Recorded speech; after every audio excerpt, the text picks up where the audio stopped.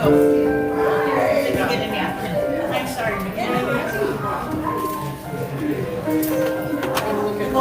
my God, the whole thing here. Let me get it down. Yeah.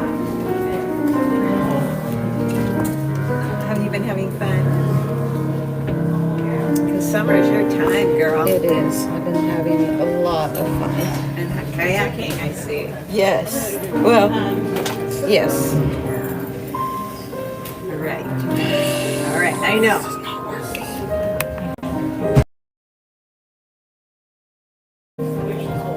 They say the seat next to me for you and next to Susan.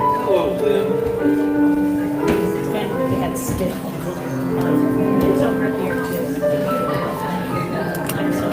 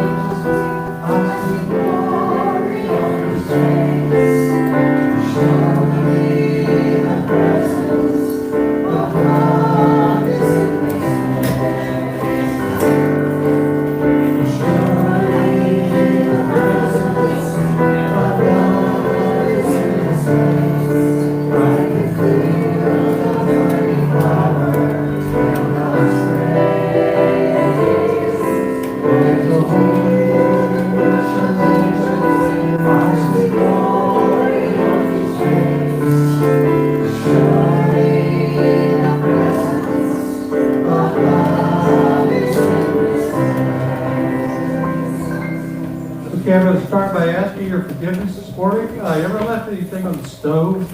You go off and you think, oh, I left something on the stove. Well, anyway, I left the bulletins at home, so we're going to so I got it done like last Tuesday. the words to the song. That's right. So we had a special request for our release and I let go. So stand up and we'll do it together. If you don't know it, thank you.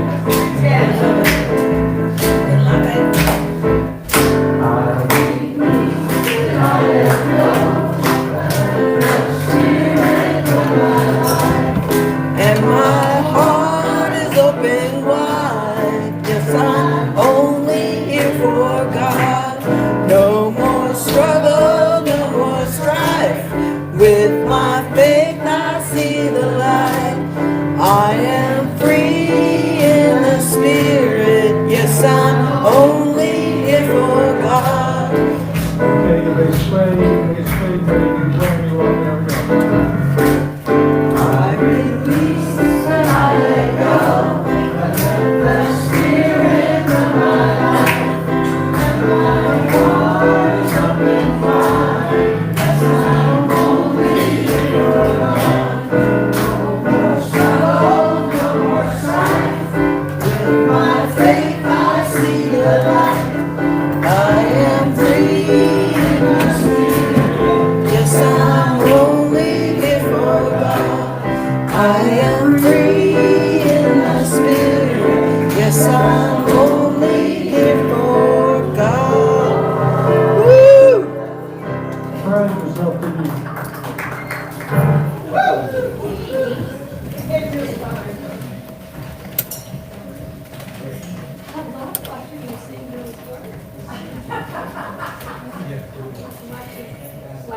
Kim, sing and dance. Got her chrome shirt on. Yeah. There you go. It happens. Thank you, Ward. We have no Ireland today because it's the first Sunday of the month. And Steve has been off at Unity Village at the music conference and then with his family. So he's off from us today. And we have Ward.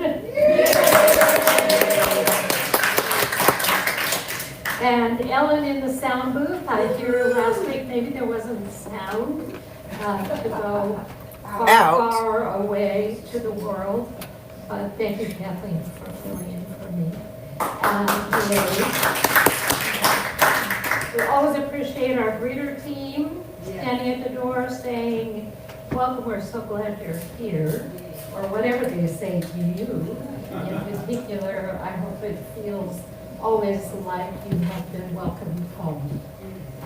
That is certainly our intention. As we share our Sunday service online, we welcome you wherever you may be, watching, listening, tuning in for even a minute. We love having contact with you. So to our online viewers, we love you and thank you. And to you here, good morning. I feel like I haven't seen you for a very long time. And I was only away one Sunday, and it feels like, well, I haven't seen you for a while. I was on Weymouth last Sunday morning. Their church starts at 9:30. Hello, 9:30. Get to the ferry terminal, catch the ferry, and head to Weymouth. And I had the gift of speaking for the Weymouth Island Community Congregation last Sunday morning. And what a sweet thing to do and to be able to do. It was just a perfect day with wonderful, wonderful people. So it's always good for me to get out of my nest, go out into the world, and have an opportunity to mingle with other spiritual beings who are a mixture. The Weymouth Island Community Church is that. People of many faiths and sources of inspiration. So it was great fun, and I appreciated the opportunity. So we welcome you, we say. We welcome you. I'm looking at a newly retired minister. I'm so happy for you. Stand and give everybody a name. Marcella Baker. I'm no longer pastor, Marcella Baker. Retired.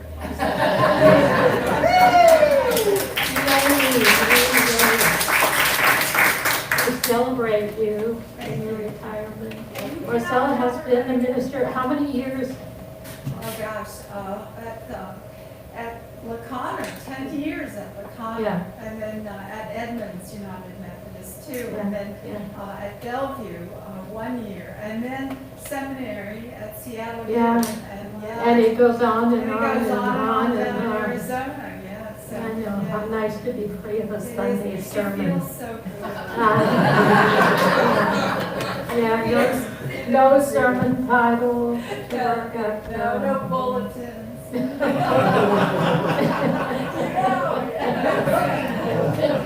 We are happy to see you Thank you here. so much. It's good to be in your community.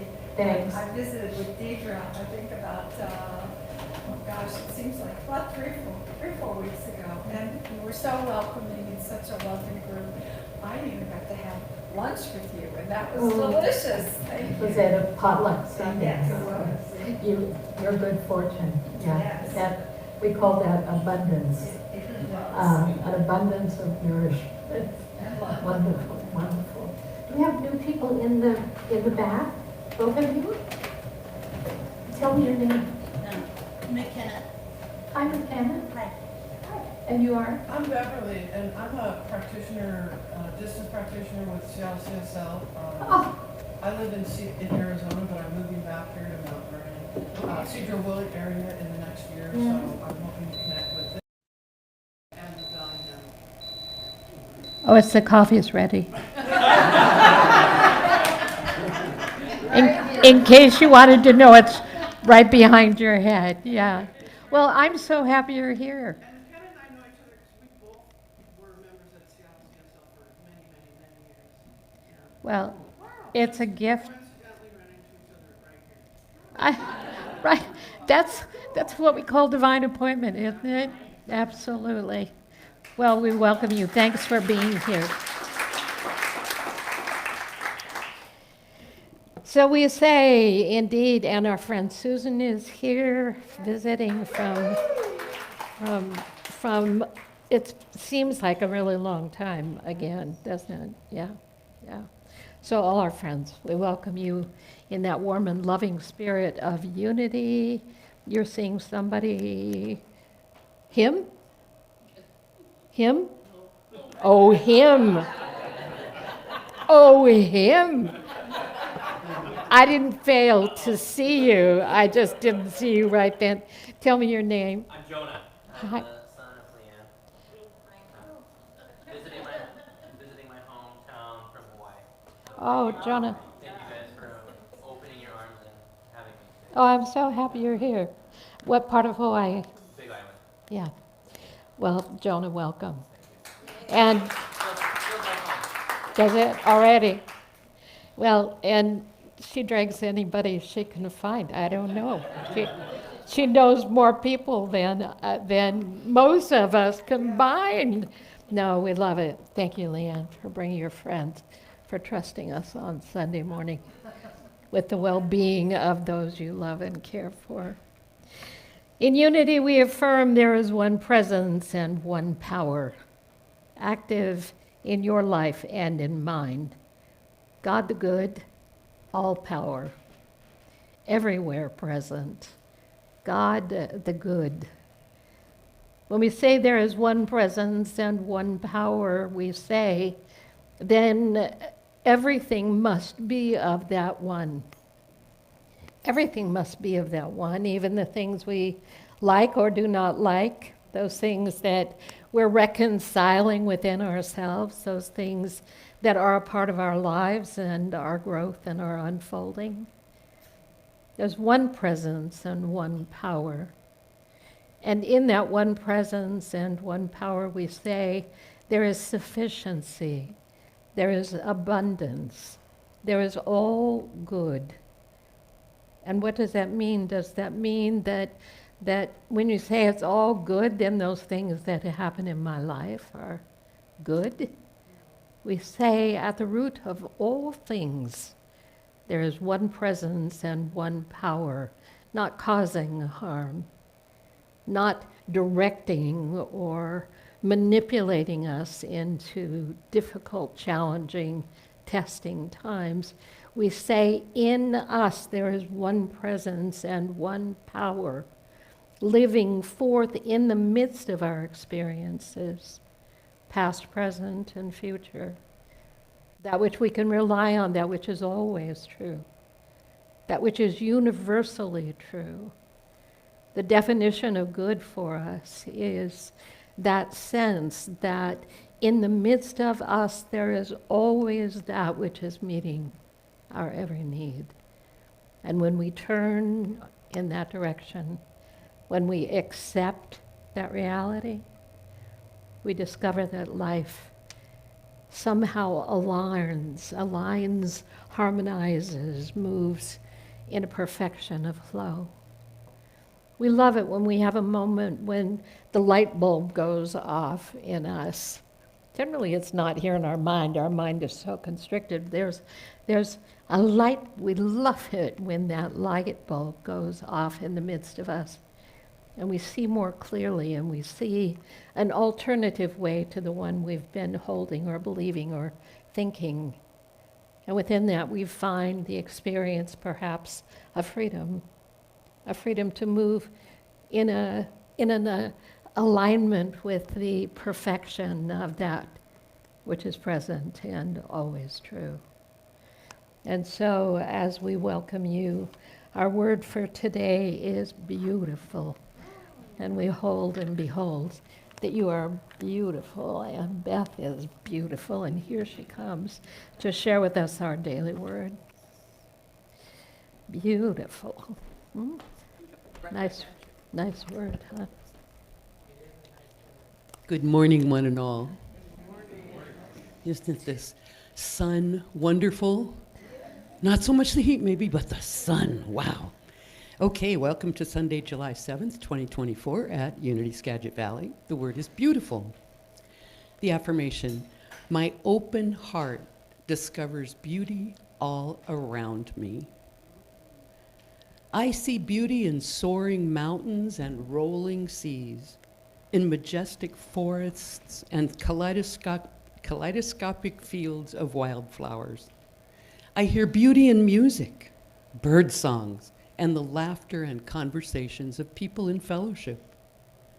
Searching beyond my senses, I discover a greater depth of beauty. The mundane items and landmarks I may take for granted on a deeper beauty when my memories fill them with meaning. Take on a greater beauty when my memories fill them with meaning. My dear ones become even more beautiful to me when I pause to remember our fondest experiences and the love that binds. I move through each day with my mind and heart open. Now even the most ordinary items, places, and circumstances become more and more precious and beautiful to me.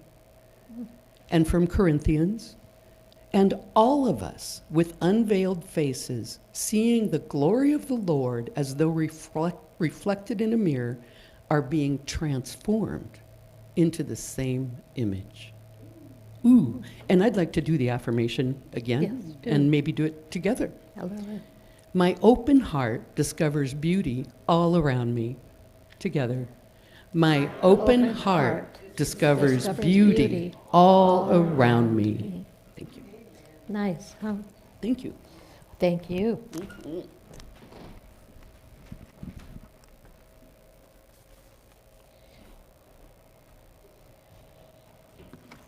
My open heart. The question always occurs, what closes your heart? What is it that, fear, says Betsy, what is it that creates that contraction where your whole center of being contracts? That's the place where an invitation is waiting. An invitation to be present consciously to the one. That clench is a moment when an invitation is present.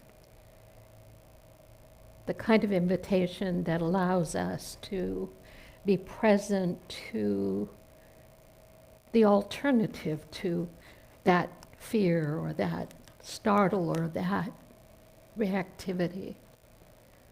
A reminder that we first feel things in our body. The first thing is not our thought. The first thing actually occurs in the energetic field of our body. If there's a car coming to a stop and you're proceeding and that car seems not to be stopping, what happens to your body? It happens first in the body. The mind hasn't heard the message. Now the mind reacts to the physical sensation and has a story. And in that story follows a reaction. And in that reaction, we choose peace or a deep breath. We choose the experience of, oh, and open, look, it's okay. that opening, whatever phrase, whatever key word or simple thought becomes the arising invitation. So now we've been through a whole life process. And we remember all the stories that go with moments when the person didn't stop, or when we were, and then it was, and then there are, and then, and if we're not careful, we've taken a whole trip in a story that actually we made up, interpreted, reacted to in a process. Everything happens in process. And we most frequently feel it before we know it. And from then on, we move into whatever we project to be true. Something causes you to clench. Something startles you. Something troubles you. If we track it, and we can find that point, when we started the journey, we can move back into a place potentially of peace. Our team of prayers, our prayers are always here to pray with you when you get stuck in something or want support for something, or in some way or another wish for prayer for yourself, for another, something great, something small. No matter the need, you can submit a prayer request in the little brown box on the credenza before you leave this morning, or you may go to the website unitysv.org to submit a prayer request. And very quickly, the prayer team receives it, and we are praying with you, always. Online, we're praying with you as well. I will begin a book study. It's called The Spirituality of Age.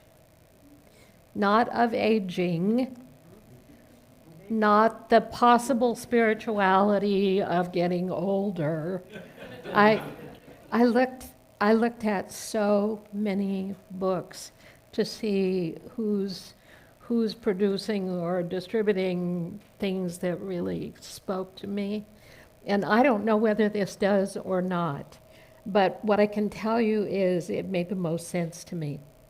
And so the spirituality of age, it's looking inside to see the gifts of presence and possibility in the here and now. The class will begin on Tuesday morning, the 23rd, and we generally go from 11 to 12:30. It will be online for now, and if you just can't wait to drive and get here to be in a group, it could happen.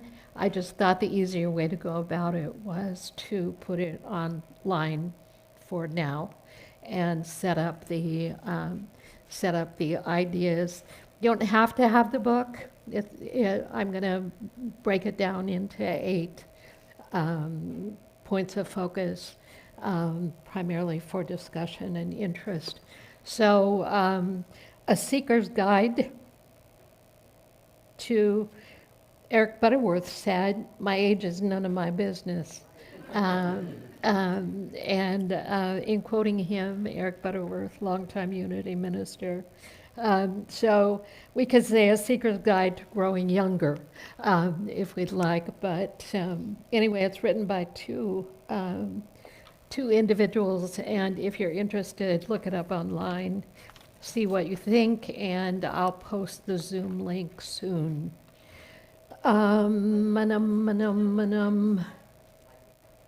Birthday Sunday next week. What time on Tuesday? I think 11 to 12:30. We'll see how it feels. Not longer than that, for sure. We got things to do. It's summertime. I want to get outside and play. Where was I? Huh? Next Sunday is birthday Sunday. I know people who had birthdays. I do. Next week, we're going to celebrate you. Big cake, huge party, thousands will attend. Um, to celebrate just you. Please be here for your birthday to celebrate you, and so we can celebrate you as well. We're down to the last 2 weeks of our Adopt a Bill program. Adopt a Bill. You know Bill. His picture is not up this morning. Could you? I need a lovely assistant. Could you come, please? Be my lovely assistant. Could you pick up Bill's picture here and hold it up for us?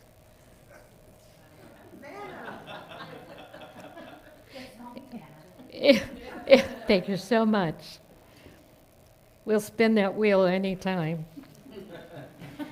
Our Adopt a Bill program has been a huge and wonderful gift. Thank you for your support. Thank you for those of you who've held this in prayer with us. We still have bills available, little bills available, and a few larger bills, but that board is demonstrating what great success we have. We are $266 a month away from reaching our goal for the next year. So that's the work. That's the work you've done. We're asking your contributions. We would normally, in the bulletin, have an insert about the program and about what it means, and so you can look at the whole thing. But if I can briefly tell you, we were doing 5 weeks. This is the fourth of 5, and our goal was to reach an additional $1,500 a month by adopting bills. Bills of all size, large and small, that people are willing to make a commitment to for a week, a month, a year, or one-time gift. So what I know as of this morning is we're at $1,234 of that $1,500 goal. So this weekend, next week, if we can get commitments for the remaining $266, we will be in the stellar range of accomplishment. And for what you've done, thank you. And for what yet remains, we are really grateful. So at the table after the service, the bell ringing team will be there to guide you through the process. And no matter which bill you decide to adopt, it's guaranteed to be the easiest child you ever raised. I just am so grateful for your generous spirit. So today and next Sunday, to complete it, these are gifts in addition to your usual Sunday morning amounts.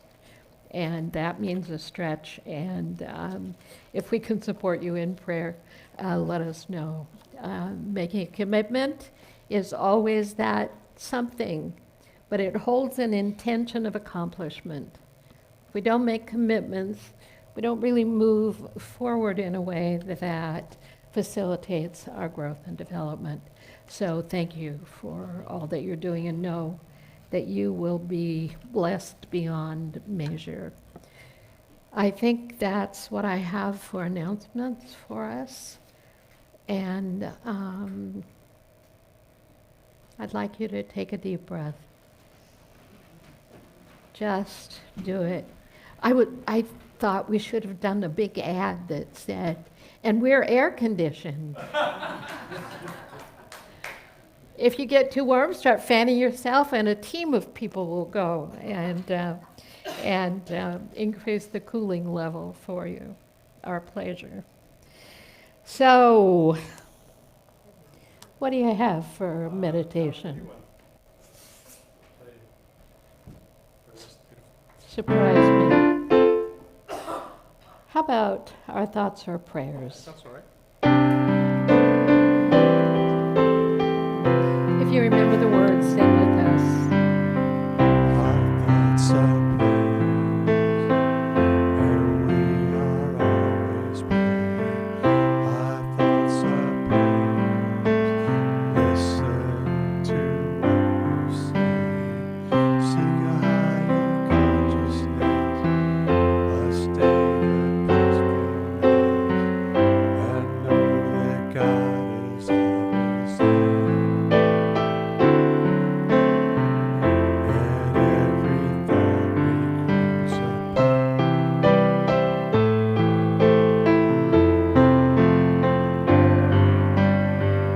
Our thoughts are prayers, and we are always praying. Our thoughts are prayers. Listen to what we're saying. Seek a higher consciousness, a state of peacefulness, and know that God is always there. And every thought becomes a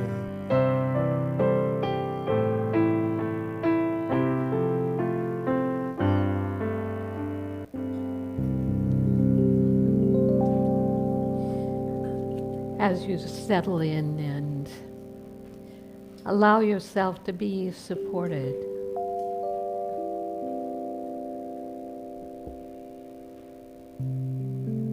allow your hands to be free and your body to be relaxed.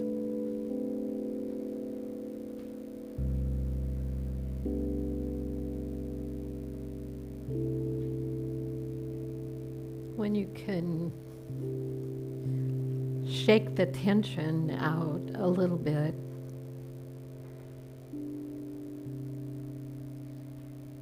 and allow your breath to deepen.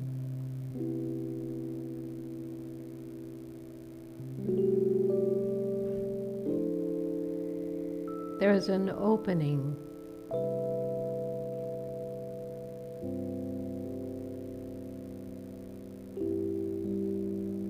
You imagine an opening.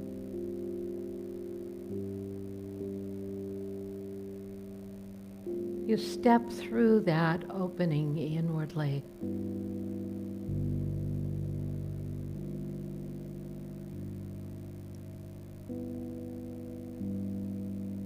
And allow yourself to be simply,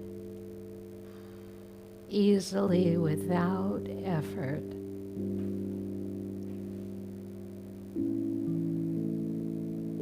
enveloped in spiritual love, divine love, one love, one presence,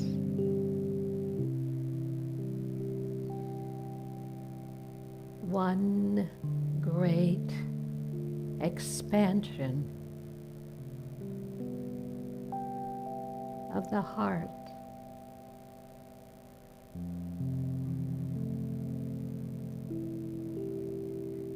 Of the body.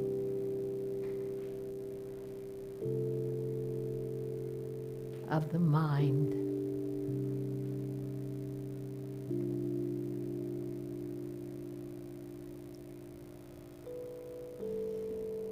With your breath,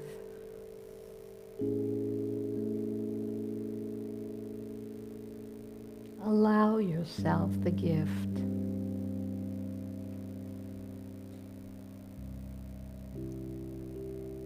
of simply being in presence.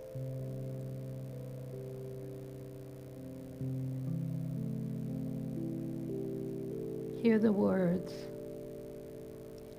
be still and know that I am God.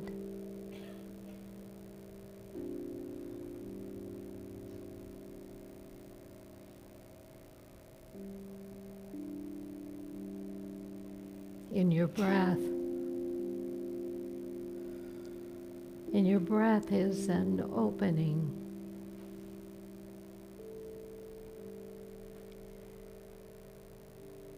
That opening through which you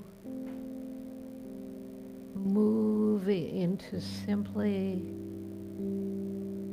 allowing God, the one presence by any name,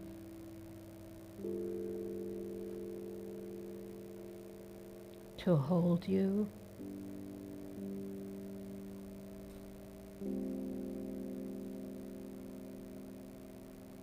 to inspire you,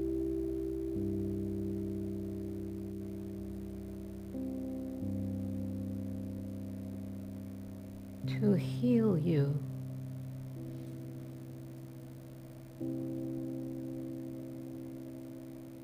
to breathe you.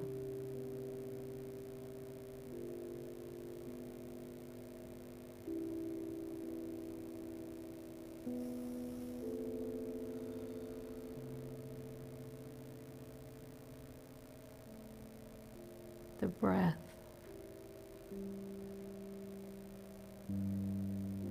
The one presence is breathing you.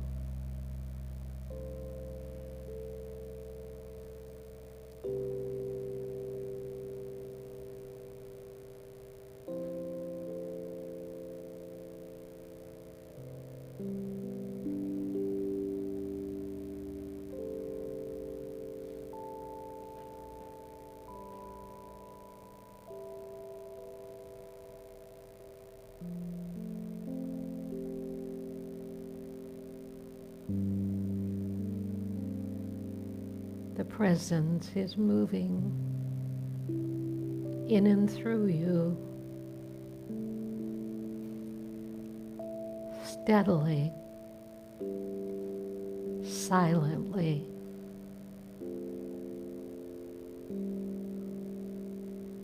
freely.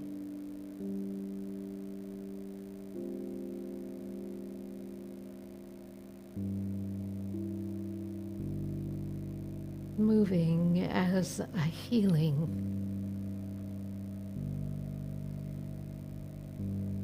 moving as an illumination,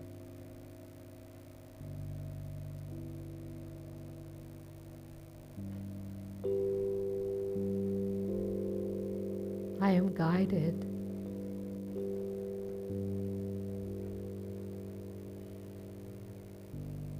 I am guided, my path is revealed.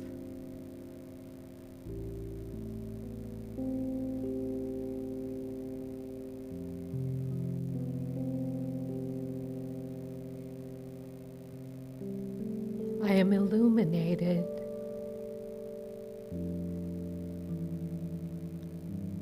By the light within, and I can see more clearly. I can feel a deep assurance.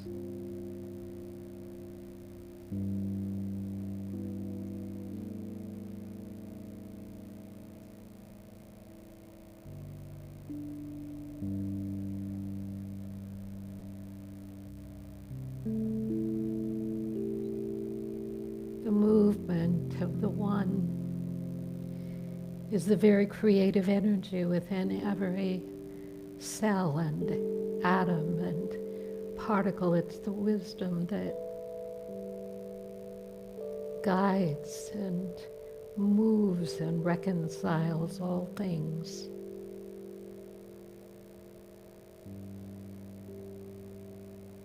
In my body, in my life, in my mind, in my heart, in my relationships, in all ways. This one that so powerfully moves within you now is at work, illuminating, guiding, healing, restoring, renewing all of life.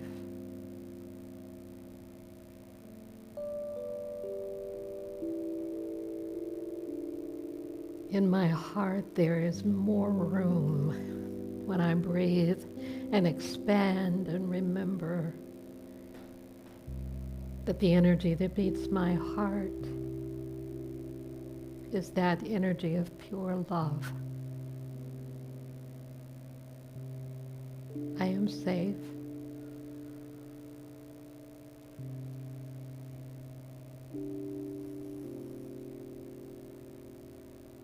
I am loved.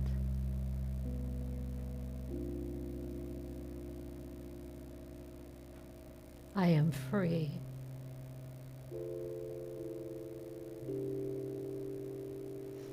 In the movement of this holy moment, that which you need, that which you desire, that which you long for, is already present as Spirit is present with you now and always.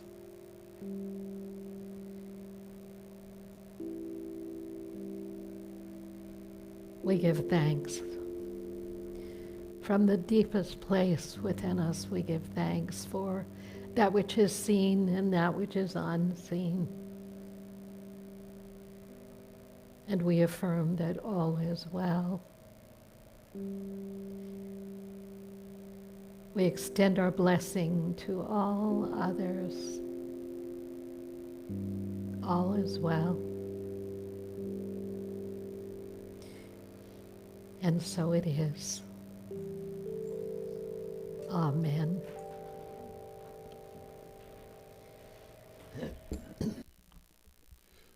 Well, Kim and I celebrated 28 years together this past week.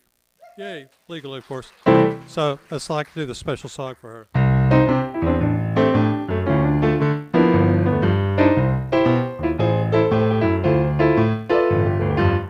Don't want to talk with all by myself. Don't want to walk with, but I'm happy on the shelf. Ain't misbehaving, saving my love for you.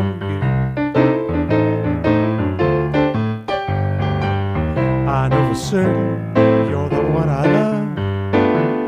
I'm through with flirting, it's just you I'm thinking of. Ain't misbehaving, saving my love for you. Like Jack Horner sitting in his corner, don't go nowhere, what do I care? Your kisses are worth waiting for. Believe me, I don't stay out late, I don't care to go. I'm home about 8, just me and my radio. Ain't misbehaving, saving my love.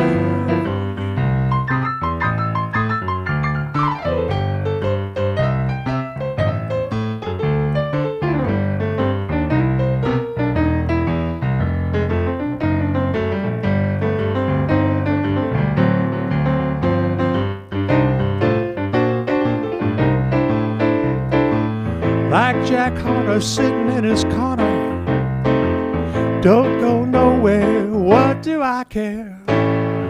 Your kisses are worth waiting for. Believe me, and I don't stay out late, I don't care to go. I'm home about 8, just me and my radio. Ain't misbehaving, saving my love for you. I ain't misbehaving, saving my love for you.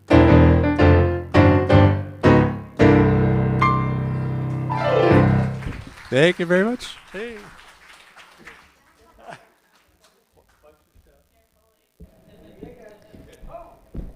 Whoa.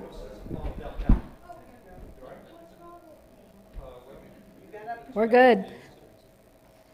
We got it now.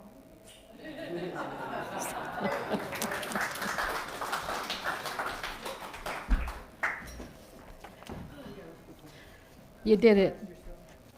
She got her heart rate up big time.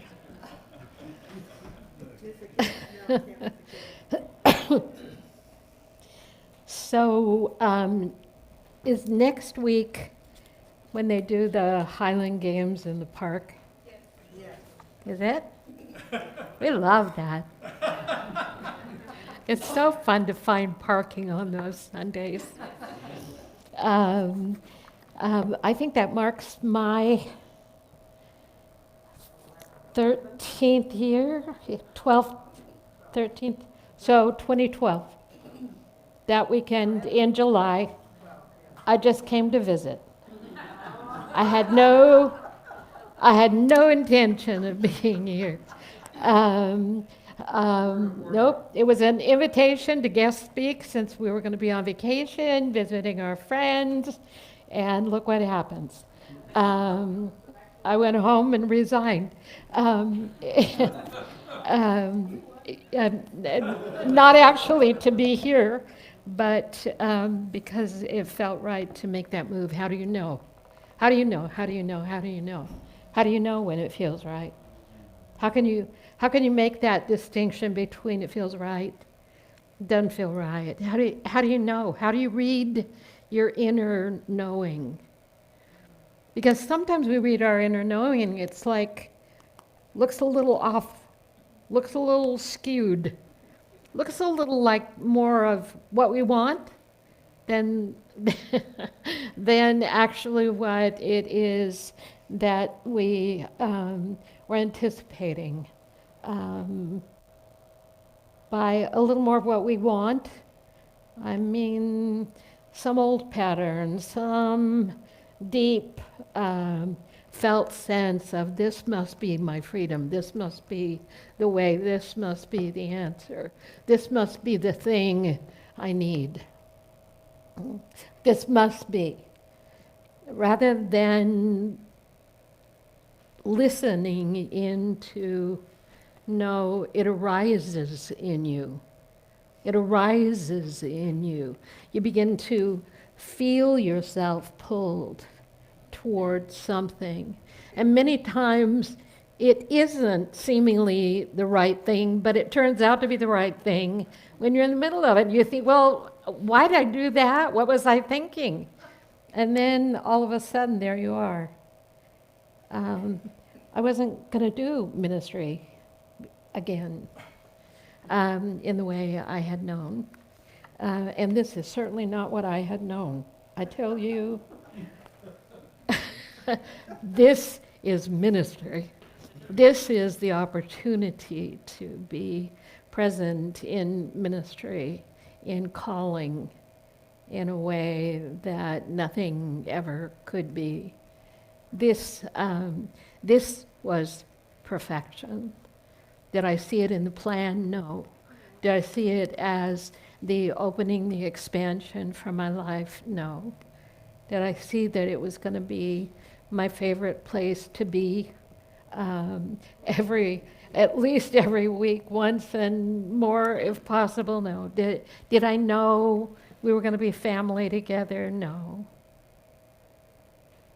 I walked in the door and Louise was standing by what now is the youth education area. And I took one look at her and went, I've known you forever. And then made the decision to come home, not because they were even opening to ministers at that point, but because it just felt so good that day to be here. So what is it about following our inspiration that takes us on the path of freedom? What is the gateway to freedom? What is it in us that longs for that something we call freedom? Freedom. What enhances that for us? And how do we explore it in ways that free us, not just from our history, but free us from the messes that we seem to see everywhere we look these days? What frees us when we look at things that proclaim to be about our freedom, but don't seem to be able to fulfill some fantasy we have about what it would mean to be free.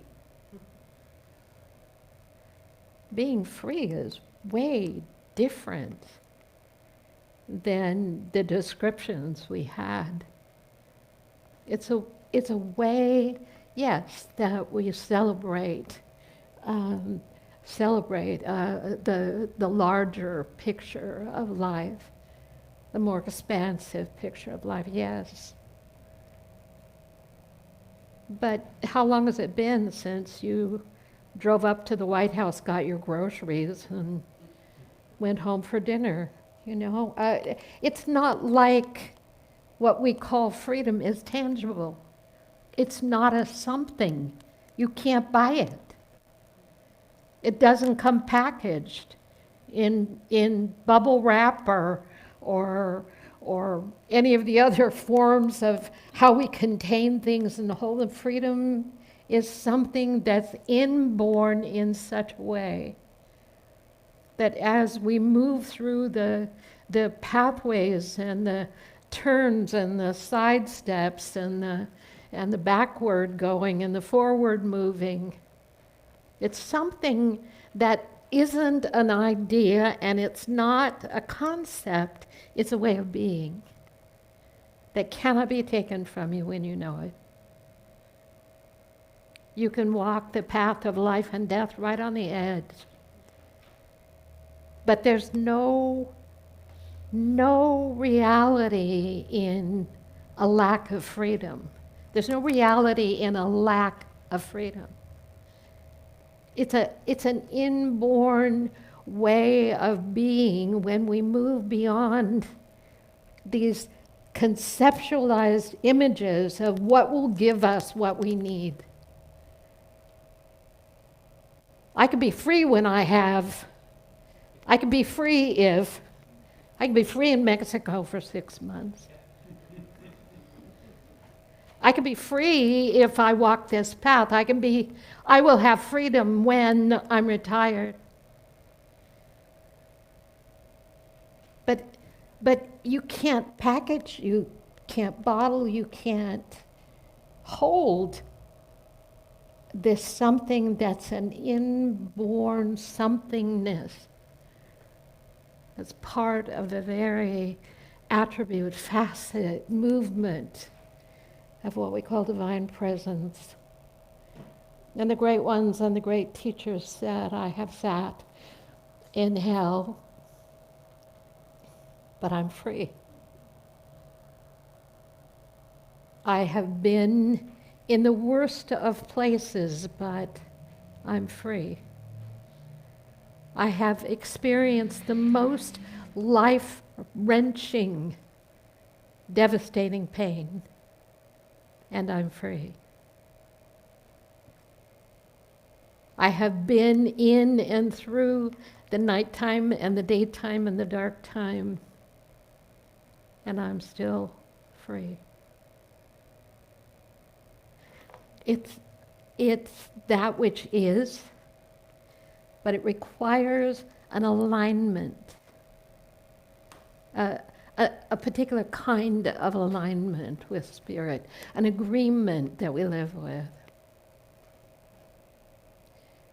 Rather than looking at life and holding it responsible for our lack of expansion and arising, looking at our body and seeing it as the limitation to our freedom,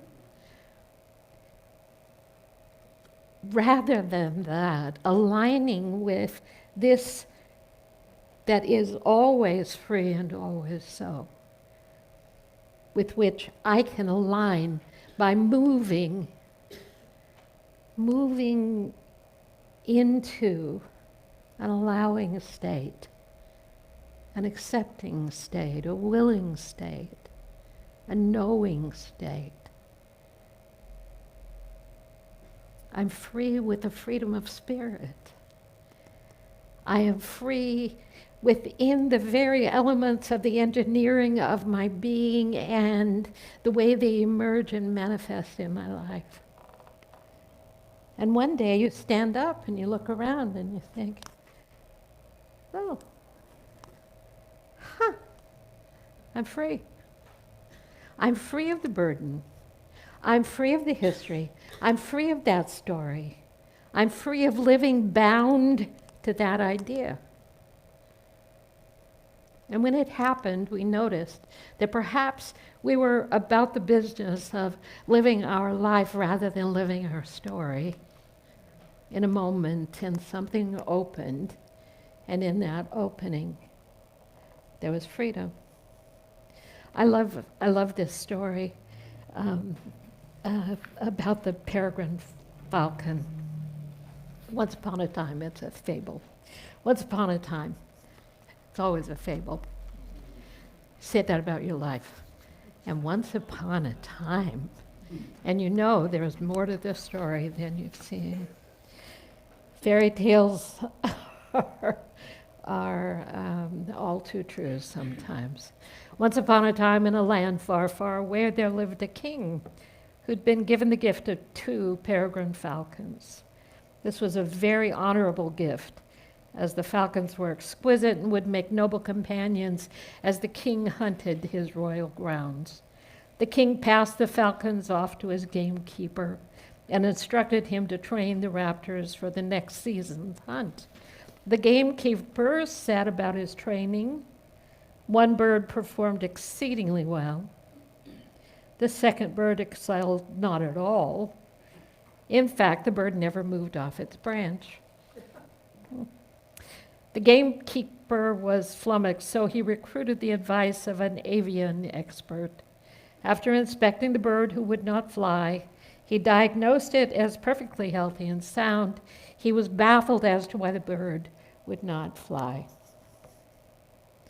Left with no other choice, the gamekeeper approached the king about the flightless falcon. Never turning down a good challenge, the king sent out an announcement to every village, town, and rural residence within the kingdom. He set a high reward for anyone who could make his grounded falcon take flight. Hundreds came. Some tried luring the bird off its branch with bits of meat. Others chanted and sang in the hope they would inspire the bird to fly. Others poked at the bird, which was a big mistake. After many days of challenges and many disappointments over all the failed attempts, there came a woman from the furthest out reaches of the kingdom. As she kept to herself, cloistered in her small hovel, few residents in the kingdom knew anything about her. She was weathered and disheveled. She approached the bird and from the folds of her garments drew a wicked sharp blade. The crowd gasped. I love these stories. Would she kill the king's falcon? Hardly. She used the blade to hack off the end of the branch that the falcon had been stoically sitting upon all this time. In a flash, the falcon's wings unfurled, and it took off into the skies with stunning glory, grace, and power. The king was stunned. Woman, how did you know? How did you know my falcon would take flight if you cut the branch? Have you ever taken flight because your branch was cut? From leathery lips, the woman spoke. Some souls need to be reminded they have room. They have what? Wings. Some souls need to be reminded that they have wings. Some souls need to be reminded over and over again that we have wings. In and through the conditions and circumstances and all the other things, we have wings. We scare ourselves. We scare ourselves with the belief that something is restricting our freedom. But the reality is, when you go out to the edge and put your toes over the edge, we discover that we have so much greater capacity than we ever imagined to move through and above and beyond and expand in extraordinary ways in the midst of whatever life is bringing to us today or whenever. My friend Ann Hillman said every time we contract our bodies, our hearts, our minds, we're choosing not to be who we are. And each time we obstruct the energies of love with a contraction, we turn the key in our prison door. If we want to know true freedom, we need to reverse the process. As participants in the great human transformation of our time, the great human transformation of our time, we don't just stop saying no. We actively say yes instead. We ask, who am I really? And excavate the foundations of the soul. Don't close down, she said. So what do we say over and over and over, and how many times have I said it, and how many times have you heard me say? The answer is in our capacity to expand our ability to let go. Does it take having the branch cut? Does it require that something turns us inside out and upside down, whether we're an individual, whether a community, whether a nation? Does it require that something puts so much pressure on us that the branch snaps and we find those capacities in ourselves that we haven't yet developed? We look at times and we say, it's not supposed to be this way. But it is. How many things do we fight? It's not supposed to be this way, we say. It's not right. It shouldn't be this way. Whatever direction you're coming from, it's not right. It shouldn't be this way.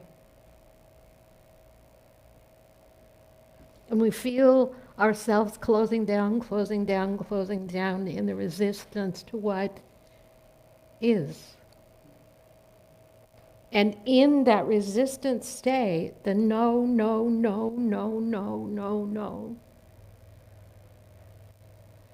it's not setting a boundary.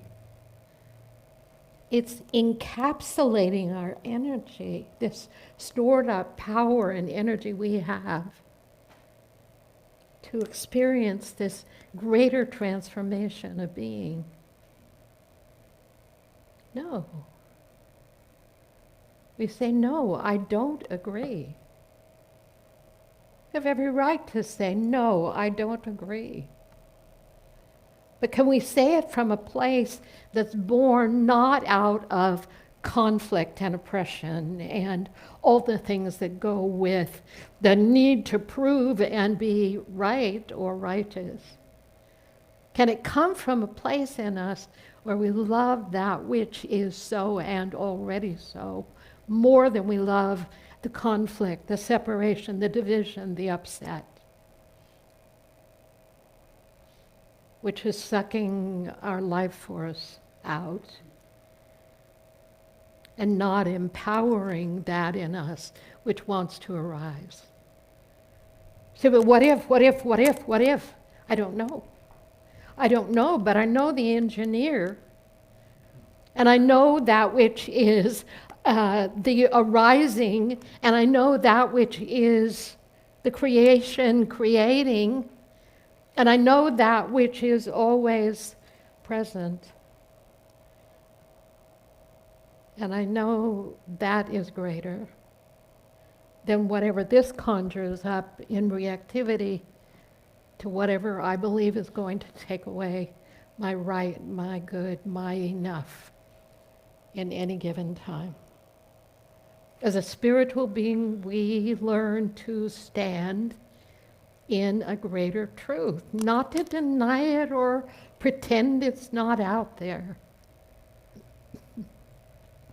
but to bring our attention back to center, standing on that foundation once again of a freedom that can never be taken from us, not in life or in death.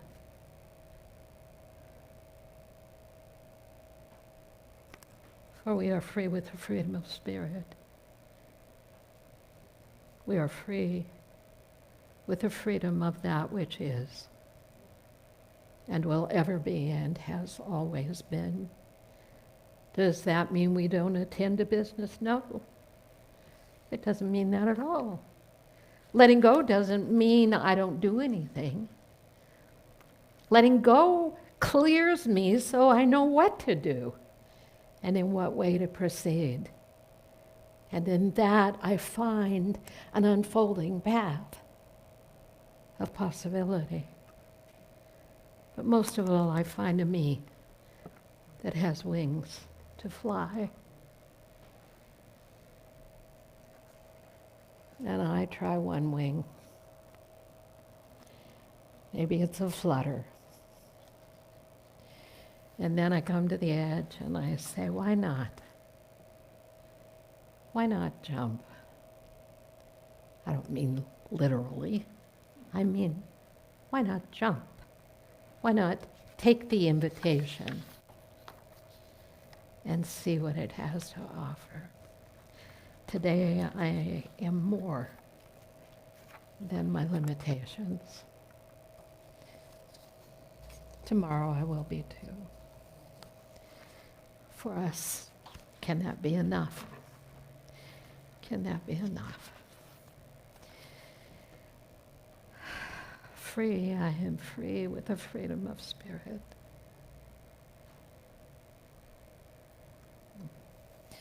Let's share our tithes and love offerings.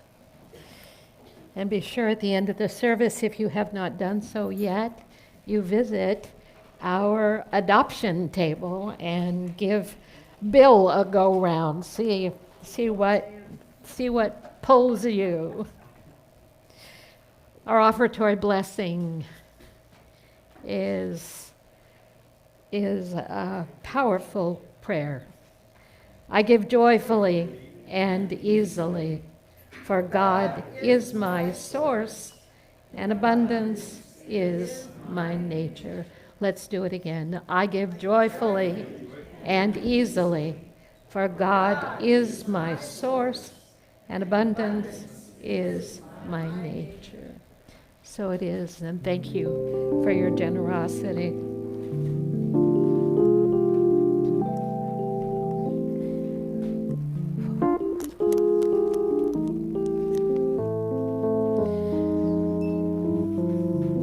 Love you.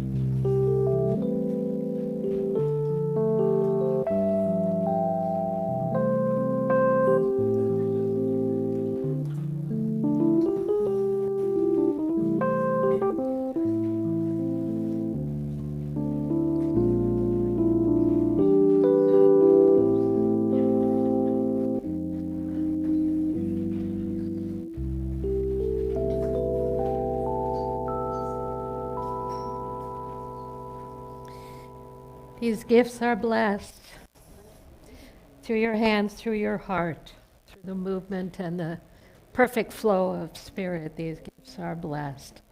They return to you in a multitude of ways. Youth education isn't happening today, but we're here and we bless the child in you. Child of light. We love you. We bless you. We appreciate you just the way you are. It's true, it's true, it's true. Our prayer for protection, please. Let's do it together. The light of God surrounds us. The love of God enfolds us. The power of God protects us. The presence of God watches over us. Wherever we are, God is, and all is well. Thank you to our visiting friends this morning. Thanks for spending your morning with us. Thank you. And we have coffee. I don't know, sometimes there's a treat over there. Take a minute, get to know each other, if you will. Meet these faces that you haven't met before or that you met in another time and place, and enjoy one another's company. Let's stand and sing our peace song together.